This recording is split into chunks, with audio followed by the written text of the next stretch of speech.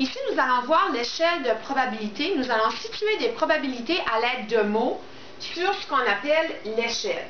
On utilise les mots impossible, peu probable, probable, très probable et certain qu'on situe sur une droite ici comme ça. J'ai placé des exemples ici. Je vais les faire avec toi. Une personne de ta classe a 6 ans. Mais tu sais très bien que c'est impossible qu'une personne de la classe a 6 ans. Alors, je vais situer la probabilité A en ligne de impossible. La B, tu vas te réveiller aujourd'hui. Je suis certaine de me réveiller aujourd'hui. Je vais écrire ma probabilité, B.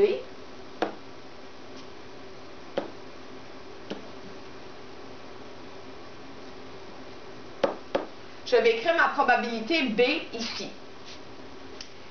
Il fera soleil demain. C'est possible qu'il fasse soleil demain, c'est possible qu'il ne fasse pas soleil demain.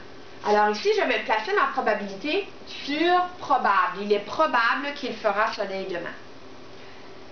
Ce qui est important de comprendre ici, c'est que les termes impossibles, certain et probable, ce sont toujours tes repères lorsque tu veux te situer sur l'échelle de probabilité.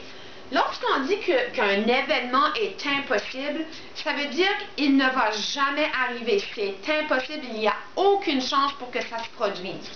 Comme ici, une personne de ta classe a 6 ans. Lorsqu'on dit qu'une probabilité est certaine, ça veut dire qu'elle va se réaliser sans aucun doute. Tu vas te réveiller aujourd'hui. C'est certain que je vais me réveiller aujourd'hui. Puis probable, tu utilises probable lorsque c'est moitié-moitié. Tu as 50% de chances que l'événement se produise. Alors, il peut soit se produire ou ne pas se produire. Comme par exemple ici, il fera soleil demain. Alors, dans ta tête, utilise toujours les opposés de l'échelle, impossible, certain, puis en plein milieu, c'est probable.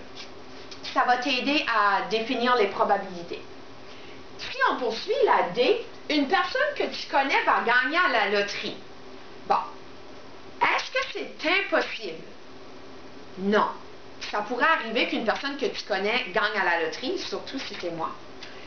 J'espère. Mais on ne peut pas écrire impossible parce que ça peut arriver. Est-ce que c'est certain qu'une personne que tu connais va gagner à la loterie? Non. Alors, on ne peut pas aller à certain.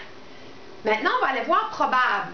Est-ce qu'une personne que tu connais a 50% de chance de gagner à la loterie? Je ne pense pas. À ce moment-là, ça veut dire que ta probabilité, tu devras la situer dans cette partie ici. Ce n'est pas impossible, c'est pas probable. Alors, on va dire que la probabilité est peu probable. Il n'y a pas beaucoup de chances pour que ça arrive. Alors, la D, une personne que tu connais qui gagne à la loterie. Maintenant, que tu ne seras pas malade demain. Si tu te couches en pleine forme ce soir, tu sais qu'il y a une grosse possibilité que tu te lèves demain et que tu ne sois pas malade. Est-ce que c'est impossible que tu ne sois pas malade demain? Non. Est-ce que c'est certain? Non plus. Je ne vais pas dire que c'est probable parce que si tu te couches en pleine forme, on va se situer entre probable et certain. Alors, on va dire que c'est très probable que tu ne seras pas malade demain. On va situer la E ici. Maintenant, j'ai fait une petite mise en situation pour toi. Luc a des pièces de monnaie dans sa poche. 9 pièces de 10 sous, 2 pièces de 5 sous et 2 pièces de 25 sous. Si une pièce tombe par terre, quelle est la probabilité que la pièce qui est tombée par terre soit une pièce de 10 sous? Mais lorsque je regarde ceci et que je pense à mon échelle de probabilité dans ma tête, est-ce que la pièce qui tombe par terre, est-ce que c'est certain que ça sera une pièce de 10 sous? Non. C'est possible que ce soit une pièce de 5 sous ou une pièce de 25 sous. Est-ce que c'est impossible que ce soit une pièce de 10 sous? Non plus, parce que là, à ce moment-là, vous voyez très bien qu'il y en a dans les poches. On va aller voir l'échelle de probabilité. je sais que c'est pas impossible que c'est une pièce de 10 sous et ce n'est pas certain que c'est une pièce de 10 sous. Est-ce que c'est probable? Moi, je dirais que oui. On peut dire probable ou très probable ici. Les deux seraient acceptés. Parce que nous avons vu qu'il y a beaucoup plus de pièces de 10 sous dans la poche. Ça veut dire, si tu dis que c'est très probable que ce soit une pièce de 10 sous, ça va être accepté. Si tu dis que c'est probable, ça sera accepté aussi. Mais certainement pas peu probable, impossible ou certain. Là, ça ne serait pas accepté. Alors, probable ou très probable. Maintenant, la probabilité pour qu'une pièce de 5 sous tombe de la poche de Luc. Encore une fois, on ne peut pas aller aux extrémités.